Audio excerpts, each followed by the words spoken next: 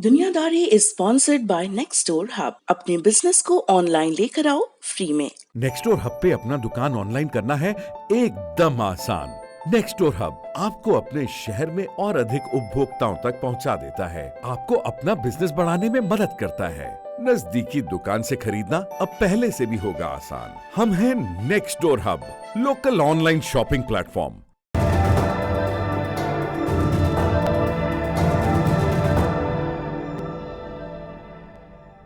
एक मंच है जिस पर पड़ोसी देश का मुखिया बैठा है और बैठा है एक कवि जो एक एक करके अपने मुल्क के, उसके नागरिकों के जख्म उधेड़ कर रख देता है अपनी कविता के सहारे। फिर एक कार है जिसमें खून से लथपथ शव है उस कवि का। फिर भीड़ है, हजारों और लाखों की भीड़ सड़क पर हिंसा करती अपने ही चुने नेता के खिलाफ, क्योंकि कवि का कत्ल हो गया। फिर कुछ हाथी हैं जिनकी लाश टटोली जा रही है। मौत की आखिर वजह क्या है? और एक तानाशाह है जो संविधान में संशोधन करके 2036 तक के लिए सत्ता में बने रहने का रास्ता बना रहा है। और एक सुरंग है जो ठंडी है, बाहर गर्मी है, इसलिए भीड़ तेजी से उसके भीतर दाखिल हो रही है और जो निकल रहा है वो मौत का मुहावरा है। नमस्ते, मेरा नाम सौरभ द्विवेदी है। आप लल्लन टॉप का ग्लोबल न्यूज़ बुलेटिन दुनियादारी देख रहे हैं, जिसमें इन सब चीज़ों से वाकिफ होंगे जिनके बारे में मैंने शुरुआत में बताया। सबसे पहले आपको एक चरवाहे की कहानी सुनाते हैं। एक चरवाहा जिसके पिता उसे डॉक्टर बनाना चाहते थे, लेकिन उसकी किताबों में दिलचस्पी नहीं थी। वो गाय चराता और पेड़ के नीचे बैठकर गाने गाता। तब किसने सोचा था कि एक दिन वो चरवाहा अपने देश का सबसे बड़ा संगीतकार, सबसे बड़ा जनकवि बन जाएगा। उसके गाने क्रांति सुलगाएंगे।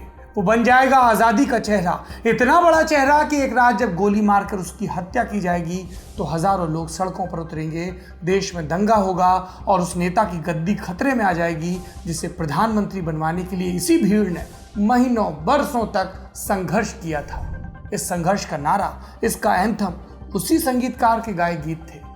कौन था ये म्यूजिशियन? इस संगीतकार का नाम था हक्कालू हुंडिसा। 34 साल के हुंडिसा इथियोपिया के रहने वाले थे।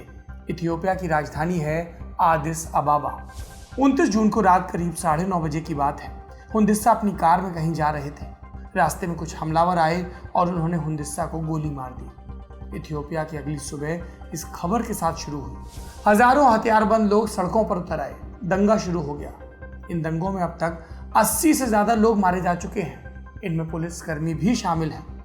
लाखों करोड़ों की संपत्ति बर्बाद हो गई। राजधानी की सुरक्षा के लिए सेना बुलानी पड़ी और देश के कई हिस्सों में इंटरनेट बंद कर दिया गया। हक्कालू हुंडिसा की हत्या से इतनी नाराजगी क्यों है लोगों में?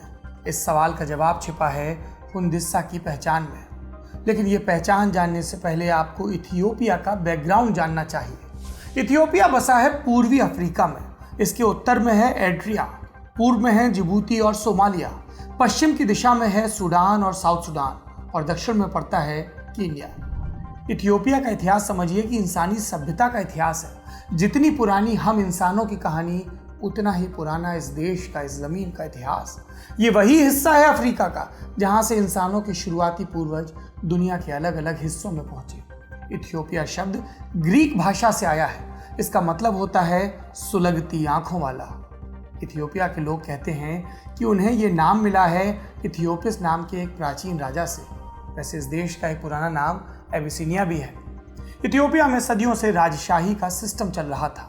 ये खत्म हुआ सितंबर 1974 में। फिर आई सैन्य तानाशाही और इसकी वजह से इथियोपिया के भीतर सिविल वॉर शुरू हो गया। ये वॉर खत्म हुआ 1991 में। अब सत्ता में आ गई Ethiopian People's Revolutionary Democratic Front नाम की पार्टी। इसको हम शॉर्ट में कहेंगे EPRDF। याद रखिएगा EPRDF, इसका जिक्र आगे भी आएगा। सत्ता में आकर EPRDF ने इथियोपिया में एक फेडरल सिस्टम बनाया। ये सिस्टम कहलाया एथनिक फेडरलिज्म। इसका मूल क्या था? इथियोपिया की सांस्कृतिक पहचान को ताकत देना। करीब 80 एथनिक ग्रुप्स की बसाहट है यहाँ। जैसे अरुणाचल प्रदेश हमारे देश में, वहाँ पर कई सारे अलग अलग कबीले हैं। उसी तरह समझिए इथियोपिया में कई बड़े समुदाय, छोटे समुदाय, अलग अलग भाषाएं और संस्कृति। इस नए सिस्टम ने 1991 में बने इथियोपिया को कई यूनिट्स में बांट दिया, कुल 9 प्रांत और 2 शहरी प्रशासनिक यूनिट्स। लेकिन इस सिस्टम में एक बड़ी परेशानी देखी गई। कई ऐसे प्रांत थे जहां एक से ज्यादा एथनिक ग्रुप रहते थे, लेकिन सिस्टम फेवर करता था जो बहुसंख्यक यानी सबसे बड़ा ग्रुप था। जमीन के अधिकार से लेकर सरकारी नौकरियां ज्यादातर जगहों पर उस इलाके में रहने वाले सबसे बड़े एथनिक ग्रुप को ही मिलती। ऐसे में अलग अलग एथनिक ग्रुप्स के बीच टेंशन बढ़ गया और इस एथनिक बंटवारे के चलते इथियोपिया में राष्ट्रीय भावना कमजोर होने लगी। एथनिक आइडेंटिटी सबसे मजबूत, सबसे इमोशनल, सबसे करीबी पहचान बन गई लोगों की। ईपीआरडीएफ आया था तानाशाही हटाकर, लेकिन वो तानाशाही की जगह लोकतंत्र नहीं लाया। उसने निरंकुश तरीके से सेंटर की सत्ता अपने पास बनाए रखी और यहाँ पर एक पेच आ गया, क्योंकि एथनिसिटी वाला मामला बहुत भुनाया गया था। वो बहुसंख्यकों के मुकाबले अल्पसंख्यक वर्ग को तरजीह देने लगा। ये जो फेडरल सिस्टम था नया, जो नई सरकार थी केंद्र में, प्रांतों में भी वो अपने हिसाब की लीडरशिप चुनने लगे। इससे कई बड़े एथनिक ग्रुप खुद को उपेक्षित महसूस करने लगे। इनमें से एक था ओरोमो समुदाय। ये ओरोमो समुदाय इथियोपिया का सबसे बड़ा एथनिक ग्रुप था। यूं समझिए कि मुल्क की आबादी 11 करोड़, तो इसमें लगभग 5 करोड़ लोग ओरोमो समुदाय के। और इनकी बसाहट कहाँ पर है? जिस इलाके में है उसको इन्हीं के नाम पर कहते हैं ओरोमिया। ये पूरे उत्तरी पूर्वी अफ्रीका का सबसे संपन्न इलाका माना जाता है। जाहिर सी बात इथियोपिया का हिस्सा है। यहाँ पर खेती है, प्राकृतिक संसाधन है। ये इथियोपिया की समूची इकोनॉमी में लगभग 60% की हिस्सेदारी रखता है। लेकिन केंद्र के और कई राज्यों के सिस्टम में इसका उतना प्रभाव नहीं था। कई छोटे ग्रुप थे जो ज़्यादा बड़ा शेयर पाते थे। मसलन टिग्राइन ग्रुप, जो आबादी में सिर्फ 6% था, लेकिन इकोनॉमी से लेकर पॉलिटिक्स तक हर जगह इनका दबदबा था। ये तो शिकायतों का बैकग्राउंड था।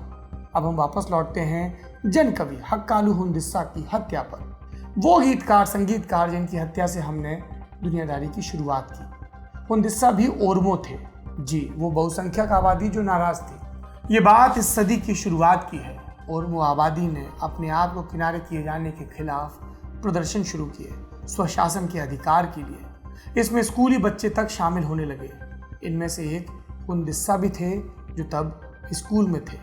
सैकड़ों अन्य प्रोटेस्टर्स की तरह 17 बरस के हुंदिस्सा को जेल में डाल दिया गया। वो 5 बरस 2003 से 2008 तक जेल में रहे।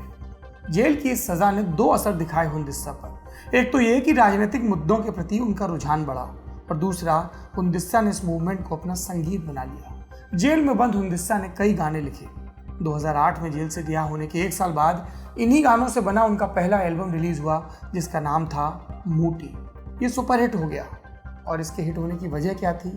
इसकी ओरोमो पहचान। ओरोमो समुदाय के लिए संगीत सिर्फ रोमांस या मनोरंजन नहीं था। वो संगीत के जरिए अपने राजनीतिक अधिकार मांगते थे। ये उन्हें मोबिलाइज करता था। दशकों का शोषण, शिकायतें, भविष्य के सपने, सबके इजहार का जरिया था म्यूजिक। और हुंदिस्सा ने इसी म्यूजिक को एक नया रंग दिया अपने बोल के जरिए, गानों के जरिए। एक गाने का उदाहरण देता हूं आपको, हिंदी अनुवाद। वो कहते हैं कि मैं एक लड़की से मिला, उसे ओरोमो होने पर गर्व है। वो अपनी ओरोमो पहचान की खातिर जान देने को तैयार है। मैं उस लड़की पर मर मिटा हूँ। इस पूरे बैकग्राउंड ने, इस तरह के बोल ने, हुंदिस्सा के संगीत ने उन्हें बड़ा स्टार बना दिया। एक पॉलिटिकल टोन थी। फिर 2013 में उनका दूसरा एल्बम आया, वाइकिनिया। ये उस वक्त पूरे अफ्रीका का सबसे ज़्यादा बिकने वाला म्यूजिकल एल्बम बन गया। और हुंदिस्सा का सबसे मशहूर गाना वो इसके भी 2 बरस बाद आया, 2015 में। इसके बोल थे मालांजिरा। ये गाना बना था सरकार के एक फैसले के खिलाफ। क्या फैसला था? फैसला जुड़ा था राजधानी आदिस अबाबा के विस्तार की योजना से। इस योजना का नाम था integrated master plan of Addis Ababa and the nearby Oromia towns. योजना के तहत राजधानी आदिस अबाबा को लगभग 15 लाख हेक्टेयर का विस्तार देना तय हुआ। इसके लिए ज़मीन चाहिए थी। वो ज़मीन ओरोमियो प्रांत की थी और इसे लेकर ओरोमिया के जो नागरिक हैं उन्होंने प्रदर्शन शुरू कर दिया। प्रदर्शन सिर्फ भूमि अधिग्रहण तक सीमित नहीं रहा। पिछले 25 बरस का जो जमा गुस्सा था वो सामने आने लगा। और इन विरोध प्रदर्शनों के पीछे सबसे बड़ा हाथ था अंडरग्राउंड एक्टिविस्ट का। इनको कहते थे क्विर्रू। इनमें से ज़्यादातर सदस्य ओरोमो युवा थे, स्कूलों और यूनिवर्सिटियों में पढ़ने वाले। इस दौर में इथियोपिया के प्रधानमंत्री थे हेले मारियम देसालेगन। वो अल्पसंख्यक टिग्रायन समुदाय की सरकार के मुखिया थे। टिग्रायन समुदाय के साथ ओरोमो की पुरानी दुश्मनी थी और इसका अतीत जुड़ा है 90 के दशक से। हमने आपको बताया था ना, 1991 में ईपीआरडीएफ ने सरकार बनाई थी। इस गठबंधन सरकार में ओरमो का भी प्रतिनिधित्व था, लेकिन 1992 में टिग्राइन ग्रुप ने उन्हें सरकार से निकाल दिया। इसके बाद से ही ओरमो की आंखों में टिग्राइन चुभते रहे। वो सवाल पूछते कि संख्या बल में इतने कम होकर भी टिग्राइन उनसे इतना आगे क्यों है। और इसी वजह से आदिस अबाबा राजधानी का मास्टर प्लान, उसका विरोध सरकार के विरोध में तब्दील हो गया। ओरमो समुदाय डेमोक्रेटिक गवर्नमेंट लाने की मांग करने लगा। जल्द ही दूसरे एथनिक ग्रुप भी उनके साथ जुड़ गए। ये विरोध शांतिपूर्ण रहा, लेकिन सरकार ने हिंसा के सहारे इसे कुचलने की कोशिश की। देश में मार्शल लॉ लगा दिया। हजारों ओरमो गिरफ्तार हुए, सैकड़ों ओरमो यातना देकर मार डाले गए। सरकार जितना क्रूर होती, विरोध उतना बढ़ता। ओरमो समुदाय की मांग है, उन पर हो रहे जुल्म, इसको इंटरनेशनल कवरेज भी मिली। हुंदिस्सा के लिखे गाने इन प्रदर्शनकारियों का ऐसे में एंथम बन गए और ये विरोध प्रदर्शन इतना बढ़ा कि फरवरी 2018 में प्रधानमंत्री हेलेमारियम देसालेगन को इस्तीफा देना पड़ा और फिर देश के नए प्रधानमंत्री बने एबी अहमद। एबी अहमद ओरमो समुदाय से आते हैं, बहुसंख्यक समुदाय, जिस समुदाय ने ये विरोध प्रदर्शन किए थे। लोगों को लगा कि अब मांग पूरी हो गई, अब प्रदर्शन थमेंगे, शांति आएगी, व्यवस्था आएगी। एबी ने देश में राजनीतिक सुधारों की शुरुआत भी की और इसीलिए लोगों को लगा हालात सुधर जाएंगे। आप कहीं अच्छा हुआ और वो जो चाहते थे उन्हें मिल गया। लेकिन फिर सवाल ये है कि हुंदिस्सा की हत्या क्यों हुई, जबकि वो भी ओरमो और पीएम भी ओरमो। तो हुंदिस्सा की हत्या पर सरकार से इतनी नाराजगी क्यों? इसकी वजह समझने के लिए हमें पिछले दिनों का थोड़ा हालचाल जानना होगा। ये बात मई 2018 की है। पड़ोसी देश एरिट्रिया के राष्ट्रपति इसाइस अफेवोरकी इथियोपिया आ रहे थे। मौका था एरिट्रिया और इथियोपिया के बीच खत्म हुआ दशकों पुराना सीमा युद्ध। इथियोपिया की नई सरकार ने एरिट्रियन राष्ट्रपति के सम्मान में म्यूजिकल प्रोग्राम रखा और इसके लिए हुंदिस्सा को न्योता भेजा। वो आए, लेकिन स्टेज पर एथनिक टेंशन वाली बातें करने लगे। बोले कि अभी लोगों के जख्म ताज़ा हैं। ऐसे में सरकार म्यूजिकल कॉन्सर्ट कैसे कर सकती है? और इसके चलते, इस बयान के चलते एबी अहमद सरकार की बड़ी किरकिरी हुई। सरकार ने उनकी आलोचना की, कहा कि हुंदिस्सा ने प्रोग्राम में जो गाने गाए वो उस मौके के लिए सुटेबल नहीं थे। लेकिन बाद के महीनों में भी दोनों तरफ से बयानबाजियां होती रहीं। हुंदिस्सा अपने बगावती तेवर दिखाते रहे। वो ओरमो समुदाय के लिए और अधिकारों की मांग करते रहे। इससे एक तरफ हुंदिस्सा की लोकप्रियता बढ़ने लगी, दूसरी तरफ उनके राजनीतिक विरोधी, जिसमें उनके समुदाय के भी कुछ लोग शामिल थे, उनका विरोध भी बढ़ने लगा। हुंदिस्सा ने कई बार कहा, मुझे जान से मारने की धमकियां मिल रही हैं। ये भी कहा कि इनके पीछे राजनीतिक असहमतियां रखने वाले लोगों का हाथ है। और फिर वही हुआ, उन्हें मार दिया गया। अब हुंदिस्सा दुनिया में नहीं है और उनके प्रशंसक सड़कों पर हिंसा कर रहे हैं। प्रशंसक चाहते थे कि हुंदिस्सा को पूरे मान सम्मान के साथ राजधानी आदिस अबाबा में दफनाया जाए। सरकार को लगा कि ऐसा होगा तो सुरक्षा संभालना मुश्किल हो जाएगा, इसलिए उन्होंने तर्क दिया कि हुंदिस्सा आदिस अबाबा के नहीं थे, वो तो एम्बो शहर के रहने वाले थे, ऐसे में वहीं दफनाया जाए। और लेटेस्ट अपडेट ये है कि हुंदिस्सा का आज एम्बो में ही अंतिम संस्कार हुआ और सरकार ने चौकस सुरक्षा व्यवस्था रखी अंतिम संस्कार के लिए। लेकिन हिंसा अभी थमी नहीं। सवाल पूछा जा रहा है कि हुंदिस्सा को किसने मारा? पीएम एबी अहमद ने संकेत दिया, इसके पीछे विदेशी ताकतों का हाथ हो सकता है। उनके मुताबिक ये इथियोपिया को अस्थिर करने की साजिश है और कई लोग खुद इथियोपियन सरकार पर, अहमद पर उंगली उठा रहे हैं। कई लोग एथनिक वायलेंस का जिक्र कर रहे हैं। कुल मिलाकर इथियोपिया में अभी अविश्वास का, हिंसा का माहौल है। दशकों से एक दूसरे से लड़े लोग एक बार फिर एक दूसरे के सामने हैं और ये उस देश के लिए अच्छी खबर नहीं है। ये था दुनियादारी में आज का बड़ी खबर सेगमेंट। अब बढ़ते हैं सुर्खियों की तरफ। पहली सुर्खी पड़ोसी देश म्यांमार से है। पिछले एक हफ्ते से यहाँ जमकर बारिश हो रही है। इस बीच कचिन प्रांत से बुरी खबर आई। 2 जुलाई को यहाँ भारी बारिश के चलते एक खदान, उसकी जमीन धंस गई और 113 लोग दबकर मर गए। कई लोग अब भी मलबे के नीचे दबे हैं, यानी संख्या बढ़ सकती है। दूसरी सुर्खी रूस से है। यहाँ राष्ट्रपति पुतिन ने जब तक सूरज चांद रहेगा पुतिन तेरा नाम रहेगा वाली स्थिति करने की कोशिश कर दी है। रूस में खास संविधान संशोधन हो रहा है। इसके सहारे पुतिन 2036 तक सत्ता में बने रह सकते हैं। उनका मौजूदा कार्यकाल 2024 में खत्म होना था। अब उनको 6-6 साल के 2 और कार्यकाल मिल सकते हैं। संशोधन के तहत 85% वोटों की गिनती हो चुकी है और कोई सरप्राइज नहीं कि इसमें 75% से ज़्यादा लोगों ने संशोधन का समर्थन किया। 67 बरस के पुतिन 1999 से रूस की सत्ता के केंद्र में है। तीसरी सुर्खी है बोत्सवाना से। यहाँ पिछले कुछ महीनों में सैकड़ों हाथियों की मौत हो गई। ओकावांगो डेल्टा क्षेत्र में मई से अब तक 350 से ज़्यादा हाथियों की लाश मिली है। इनकी मौत का कारण अभी पता नहीं चला। सरकार जांच करवा रही है कि कोई बीमारी है या दूसरी वजह। ये थी सुर्खियाँ। अब बढ़ते हैं अपने अगले सेगमेंट की तरफ। तारीख। आज तारीख है 2 जुलाई और इसका इतिहास जुड़ा है एक भयानक दुर्घटना से। आज से 30 बरस पहले यानी 2 जुलाई 1990 को मक्का में ये हादसा हुआ। यहाँ लाखों लोग हज करने पहुंचे थे। तभी सुरंग में भगदड़ मची और लगभग 1426 लोग मारे गए। सुरंग का नाम अल मौसिम टनल। लगभग आधा किलोमीटर लंबी है सुरंग। मक्का से मीना और अराफात के मैदान की ओर जाती है। 2 जुलाई की सुबह तीर्थयात्री शैतान को पत्थर मारने वाली रस्म के लिए इस सुरंग से गुजर रहे थे। बताते हैं कि 1000 लोगों की क्षमता वाली इस पैदल सुरंग में लगभग 5000 लोग घुस गए थे। ऐसे में अचानक से भगदड़ मची। जो एक बार गिरा तो दोबारा उठा नहीं, कुचल कर मर गया। और भगदड़ कैसे हुई? सऊदी अरब के अधिकारियों की माने तो इसकी शुरुआत एक ओवरब्रिज के टेढ़े होने से हुई। ओवरब्रिज से लोग सीधे इस सुरंग के मुहाने पर गिरने लगे।